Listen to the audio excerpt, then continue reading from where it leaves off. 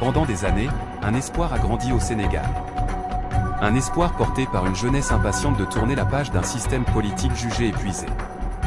Dans les rues de Dakar, dans les universités, dans les quartiers populaires, un nom revenait sans cesse.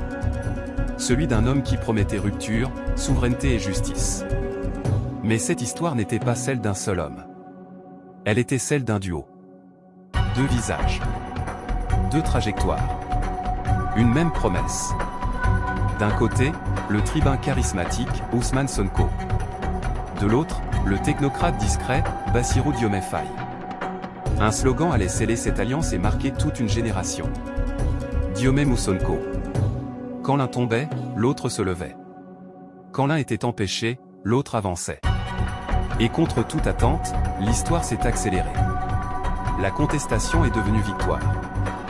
Le pouvoir a changé de main.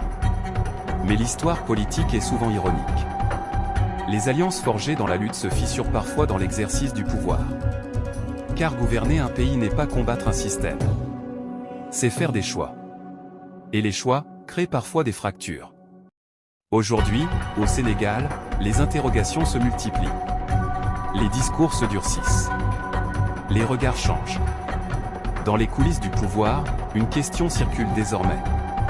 Qui dirige réellement ? Le président élu ?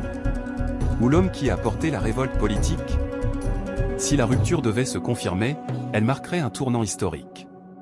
Car lorsque deux figures d'un même espoir se séparent, c'est tout un projet politique qui vacille.